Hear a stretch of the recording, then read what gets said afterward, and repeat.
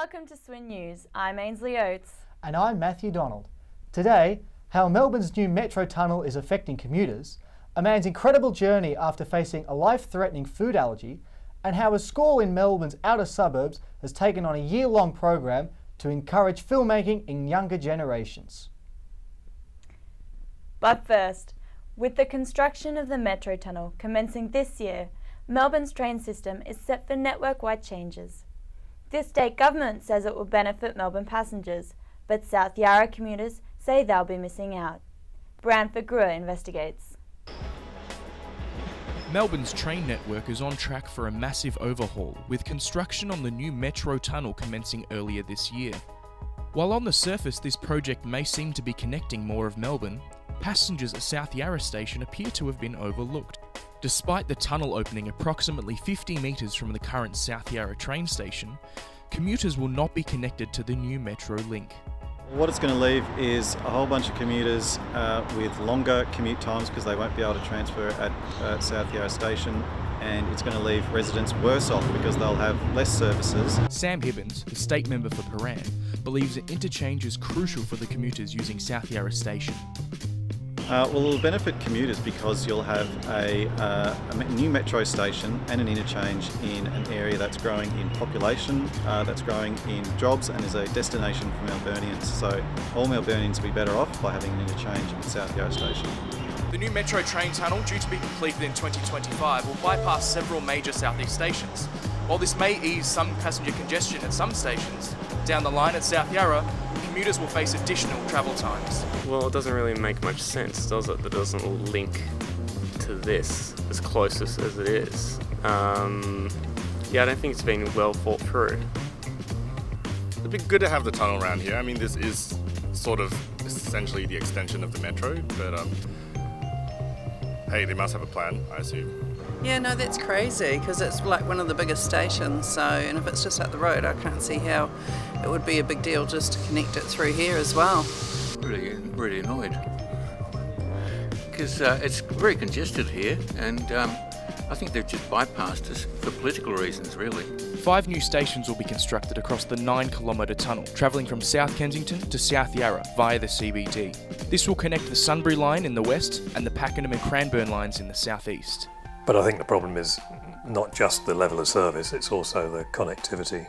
So South Yarra loses connection to the Dandenong line, direct connection to the Dandenong line. People would have to go out on other trains, perhaps Frankston trains, to somewhere like Caulfield and change there, or to continue out on the Dandenong line. William McDougall is an independent transport planner with years of experience in infrastructure and engineering for public transport. He knows all too well the ins and outs of a large-scale project such as the Metro Tunnel. I think that with the growth in South Yarra of employment and population, it's going to be, it's already the busiest station outside the city loop, and I think the level of service, just sort of keeping the status quo, if you like, is not going to be enough to serve the area into the future. The omission of platforms on the tunnel alignment at South Yarra is a disappointment and a disadvantage to the project. But overall, the impact of that is contained really to South Yarra and its surroundings. And I think in all other respects, the project is important for Melbourne as a whole. While it may be controversial amongst passengers at South Yarra Station, the Metro Tunnel will benefit the transport network, increasing capacity and providing more frequent services across the network.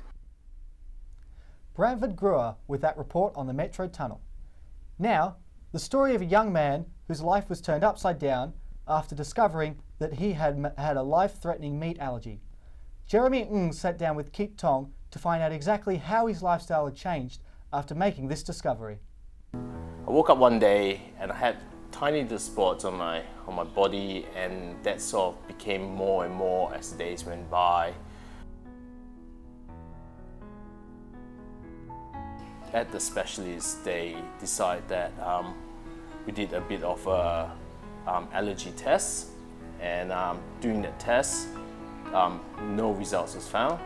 and they decided that I should go through an elimination process. I stopped taking meat, but one by one.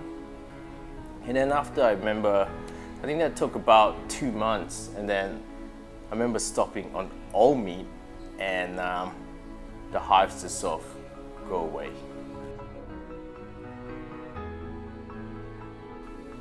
As you know, being Malaysian, Malaysian food is one of the best in the world. The food is pretty much how people communicate. It's a way we socialize.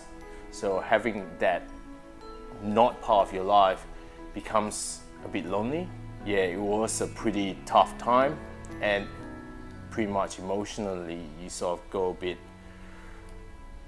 sad and a bit down. Really, it's probably one of the worst times of my life.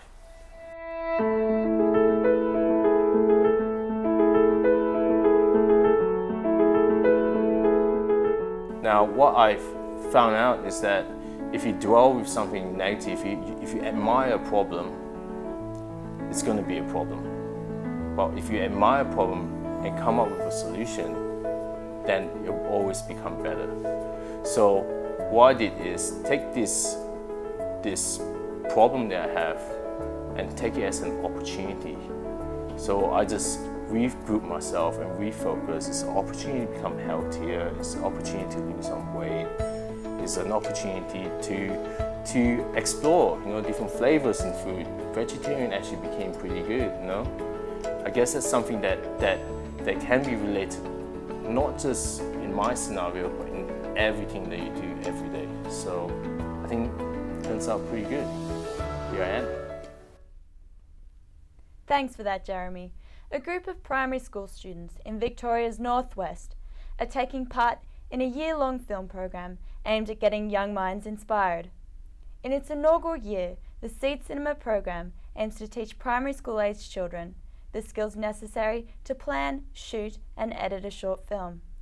Created and run by a group of locals, the program culminates in a free public screening of the completed projects later this year. Nicholas Hume visited Trentham District Primary to find out more.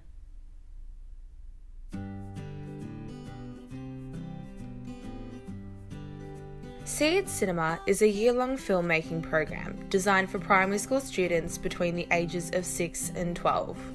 The aim of the program? To encourage storytelling. It's more to inspire rather than to instruct the kids, and hopefully they'll go off and make a 3-minute short film. And we can't wait to see what they come up with. Wanted to start to get them to understand tools and techniques can be used in different ways. They don't have to be just screens to watch movies and play games on. You can start to play with technology in a really creative and expressive way. So we're hoping it'll cross a whole lot of different genres as well. So we've talked about animation because there are some great apps for making stop motion animation, or documentaries, or dramas, or so letting kids let their imaginations range. And then how do they feel about their place? What stories do they want to tell, and how do they want to express them? And there's so many different roles in filmmaking. I mean, you've obviously, you've got the producer or the production manager who is the organiser, and then the director who's got the creative vision, and the actors. So there's a lot of different aspects to filmmaking that hopefully every kid will find something that they can do within that world. But there's also a huge amount that they're going to learn that can be applied across the board. So really creative problem solving, collaboration, we're encouraging them to work together in teams. And the other thing that we're hoping to teach them, and I talk about my kids, is the stamina to see a project through.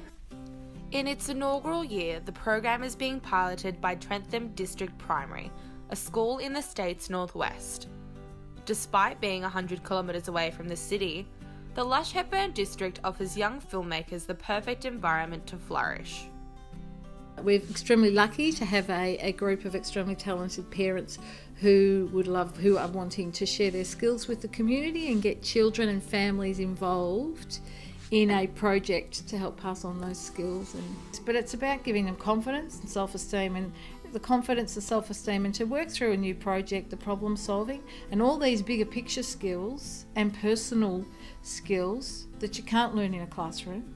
You need these experiences to strengthen those for kids. We can work on them in classrooms, but it's these real life experiences that allow the children to consolidate and get that innate motivation to want to do more, because they're enjoying doing these things with their family, the people that they love. It's the opportunities to actually attract staffing with the expertise to teach these children how to use the hardware and software. That is a really big issue as well. So programs like this that could get funding, that could expand into those areas to give those kids the skills would be fantastic. Yeah, I think it'd be great if Seed Cinema was every year. The year-long project will be showcased in a free outdoor screening in November 2018. For more information on the Seed Cinema project, you can go to www.seedcinema.com.au. And that's a wrap. That was Nicholas Hume with that report. That brings us to the end of our program. From all of us here at Swin News, stay classy, Melbourne.